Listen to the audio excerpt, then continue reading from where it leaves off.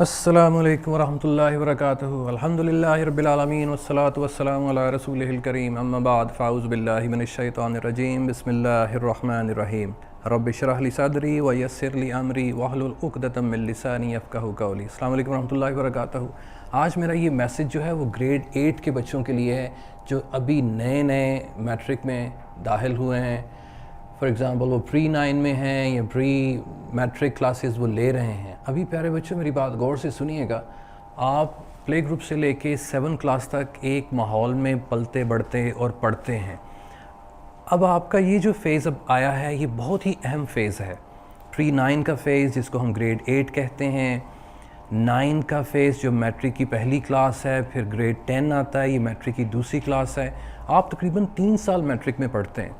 ہم آپ کو میٹرک 9 سے جانے سے پہلے ہی 8 کلاس میں ایک پورا سال آپ کو اس کی ٹریننگ دیتے ہیں کہ آپ نے میٹرک کیسے کرنا ہے، لیکن آپ 7 تک تو رٹا نہیں لگاتے ہیں، لیکن جب بھی آپ 8 میں جاتے ہیں، پری 9 میں جاتے ہیں، تو پھر آپ وہ بورڈ کے پیٹرن کو سامنے رکھ کے جیسے جیسے وہ کہتا ہے ویسے ویسے آپ اپنے آپ کو تبدیل کر لیتے ہیں۔ تو میں آج آپ کو کہنا چاہوں گا کہ آپ پلیز اپنے آپ کو تبدیل نہ کریں، اپنی پڑھائی اس طرح کریں کہ وہ آپ کو پریکٹیکل لائف میں کام آئے۔ یہ اس لیے نہ پڑھیں کہ میں یہ پڑھ کے رٹا لگا کے چیزیں یاد کر کے تو میں پیپر میں جاؤں گا تو اس کے جواب لکھ لوں گا، وہ بھی ٹھیک ہے، لیکن ان کویشچن کو یاد کرنے کا بھی ایک طریقہ کار ہے، کیوں رٹا لگا کے یہ سارے کام کرنے ہیں۔ تو میں آج آپ سے ریکویسٹ کروں گا، بلکہ والدین کو ریکویسٹ کروں گا اور گائیڈ کروں گا کہ بچوں کو اس طرح پڑھائیں کہ ان کو صرف رٹے کے نظام سے نہ گزاریں کہ بورڈ میں مارکس بہت زیادہ لینے۔ پہلے آپ مجھے یہ بتائیں پیارے بچوں، کیا دنیا میں جن لوگوں نے حکومت کی ہے وہ ان کے مارکس زیادہ تھے یا ان کی ایجوکیشن زیادہ تھی؟ تو قطعی طور پر آپ کو بازاروں میں مارکس زیادہ لینے والے لوگ نہیں ملیں گے، وہ ایسے لوگ ملیں گے جو سکلڈ ہیں، جنہوں نے اپنے دماغ کا استعمال کیا، مارکس کا استعمال نہیں کیا، انہوں نے اپنے وزڈم کا استعمال کیا۔ اس لیے نمبروں کی دوڑ میں نہ پڑیں، جو کتاب کہتی ہے اس کو سمجھنے کی کوشش کریں۔ یہ دیکھیے گریڈ 8 کی بک ہے، یہ 9 کی بک ہے فار ایگزامپل۔ اب ہم نے اس کو اس لیے پڑھنا ہے کہ ہم یہ جان سکیں کہ اس بک کے اندر کیا ہے۔ آپ اس کے سوالوں کے جواب یاد کر لیں گے، پیپر میں لکھ لیں گے، تو پھر اس کا مطلب ہے کہ پڑھا لکھا ان پڑھ ہوا وہ۔ تو میں آپ کو سمجھاتا جاؤں کہ اب آپ نے کیسے پڑھنا ہے۔ پہلے انگلش کی بک میرے سامنے ہے، آپ نے اس انگلش کا جتنے بھی اس کے چیپٹرز ہیں آپ نے اس کو پڑھنا ہے، جو مشکل ورڈ جو آپ کو لگتے ہیں آپ نے ان کو انڈر لائن کرنا ہے، ٹھیک ہے؟ کوئی بھی ڈیفیکلٹ ورڈ ہے، فار ایگزامپل یہ میں ورڈ لکھ دیتا ہوں ڈیفیکلٹ، آپ نے اس کو انڈر لائن کرنا ہے، اس ورڈ کو اسی بک کے اوپر پینسل کے ساتھ، اور اس ورڈ کا میننگ آپ نے ڈکشنری میں سے دیکھنا ہے اور اردو میں اس کے اوپر لکھ دینا ہے مشکل، اور جب آپ کا پورا سینٹنس ہو جائے گا تو پھر آپ اس کو پڑھنے کی کوشش کریں، انشاءاللہ آپ کو سمجھ آئے گی۔ پھر اس کے بعد آپ کیا کریں، اس کے ورڈ میننگز یاد کریں، اس کے اسپیلنگز یاد کریں، تاکہ آپ کو ڈکٹیشن بھی آئیں، جب آپ پیپر میں لکھیں تو آپ کو مشکل نہ ہو، آپ کی ڈکٹیشن بھی اچھی ہونی چاہیے۔ اس کے علاوہ میں ایک اور بات آپ کو بتاتا چلوں، اس بک کو پڑھنے سے پہلے، کیونکہ آپ کو اس کی ٹرانسلیشن آنی ہے پیپر میں، اس بک کو پڑھنے سے پہلے آپ کو میں ریکویسٹ کرتا ہوں کہ آپ ساری کی ساری جو گرامر ہے وہ پہلے سیکھ لیں۔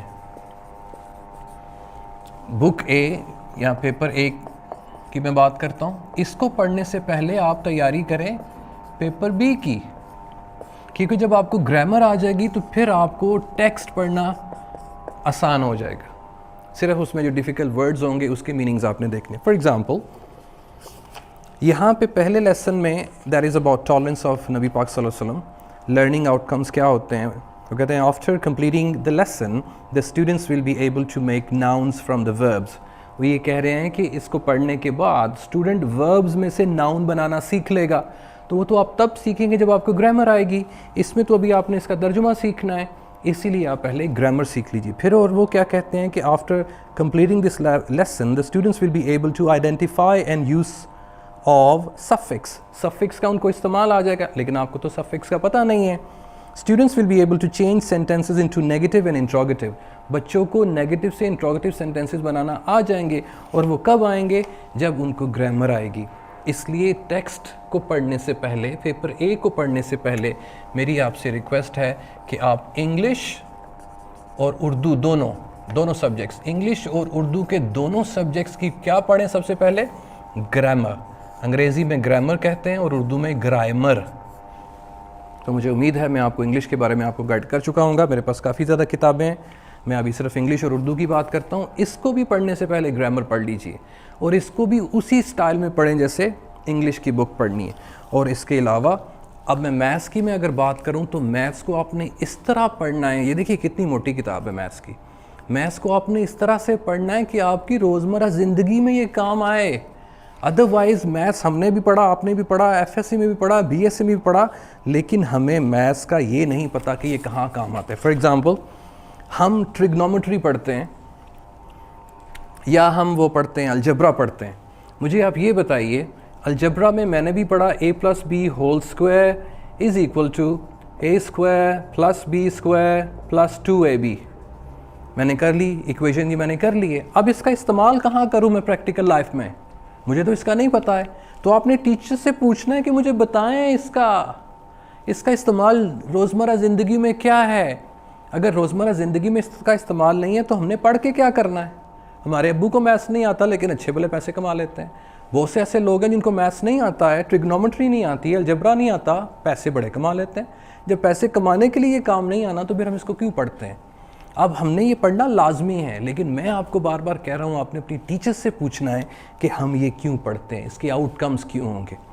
اسی طرح جغرافی کی بک ہے, جغرافی بھی آپ نے اس لیے پڑھنی ہے کہ روزمرہ زندگی میں کام آئے.